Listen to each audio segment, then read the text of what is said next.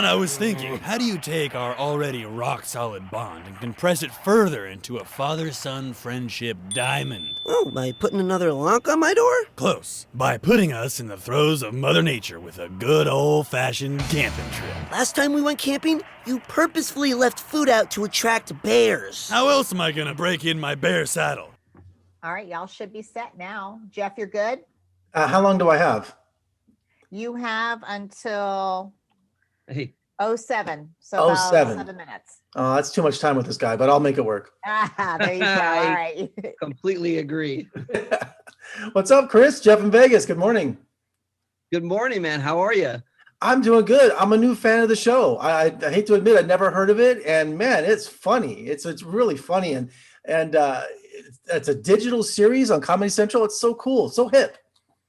Yeah, thank you, man. We're very excited. You know, the show started about 5 years ago with one of my best friends, Ben Bayouth, who voices Blark, is actually an incredible special effects artist. He's working on The Masked Singer right now, making every single costume, just so you kind of get a realization of how great he is. He just had an idea for an Instagram TV show 5 years ago, minute-long episodes of a father and son who don't get along, don't see eye to eye. He asked me as a friend to voice son. You know, no money involved or anything. I was like, yeah, sounds great. We made it.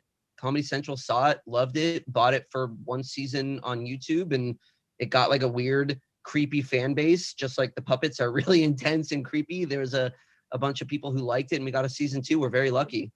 And the formula is a father trying to be his son's best friend, and he goes to extremes to do it. Does that formula continue for season 2? Yeah, I think that's the underlying theme for sure. You know, it gets insane what we do with these puppets. I don't want to spoil anything, but the episodes get really wild. But at the core of the show, it's just about like, how can this son and this father find some mutual ground? And it seems like 8 minutes is the perfect length for these episodes.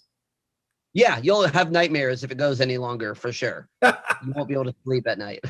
So tell me about the first time you saw Son in person. Where did the voice come from? Where did you kind of draw upon? Yeah, Ben and I sat in a room, and, you know, he came in with his Blark voice, which was very intense, as you've seen the show, so you know. It's just always starts here. He's yelling immediately. So I felt like I needed to attack his intensity in a different way. But I'm like, okay, it's a kid. He's 13. He maybe hasn't hit puberty yet. So like, you got to kind of you got to shoot it up. You got to start it up here. And I just kind of discovered it after a few minutes. And it's really intense. It hurts my throat after a good 4 hours of doing it. When you see fans are like, come on, do Son. And you're like, oh my God, my poor voice. I do. I have to like do a yodel. I go, ah, to like bring myself to even hit that, like before we start sessions. It's very intense. And can you reveal any of the special guests for season 2? Of course. Well, we have from season 1, we have Donald Faison, who's incredible, Jim Rash, Deborah Baker Jr., and in this season we have Jane Lynch coming in for a couple episodes, which is a huge get. You know, there's very little money at the moment involved in the show, but she saw it and she loved it and wanted to be a part of it. Hopefully, you know, it grows into something bigger, and we get her for more episodes. And take me through a typical recording session, because people think you just go in and talk. No, voice acting is there's a challenge to it, isn't it? Yeah, especially, you know, something like this where the character, you kind of have to warm up and get to a certain point. I've been lucky to do animation in the past where I just used my regular voice. But this one, you kind of, you know, you get in, you have a cup of tea, you warm it up, you riff with Ben. Usually him and I are in the room together doing it. But because of COVID, we did it separately this time. Less people in the room, the better. But yeah, you know, we would go through it. I would give 3 or 4 line readings for each line. Try to get as many episodes as I could done. But honestly, with that voice, you have a good 4 hours maximum before it starts to dip and you start, you know, kind of losing it, which is not good for the show. So it's a bit intense. Yeah. And tell me about the first time you visited the set. I mean, it was a cool, like a surreal experience. Yeah, man. They're, you know, when I get in the room, it's just me and a microphone, and I'm kind of just imagining what's going on in my head. And then you get to set. I recall I visited season 1. We spoofed Saw, the movie Saw, in a way, where our next door neighbor, voiced by Justin Roiland, who's incredible, Rick and Morty, we got him in the show as well. You know, he captures both of us and ties us to a chain, and our heads are moving towards saws that are going to cut our heads off.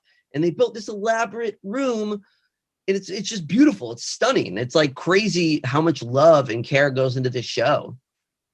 And for someone that's so close to Ben, you know, because you guys went to high school together, I understand. Do you think that they make multiple puppets? So maybe one day when you'll have your own son in your collection?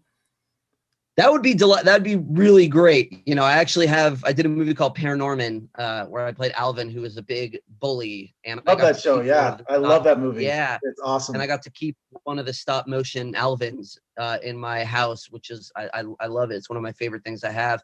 So, you know, if, like I said, there's really little money right now involved, but if, knock on wood, the show can grow and we could take it to series or something like that, I would love to have one. Absolutely.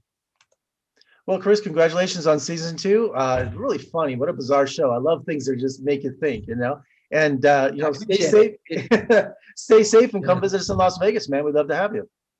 Absolutely. We'll get vaxxed up and we'll hang out for sure. Absolutely. All right, man. Take care. Good luck with the show.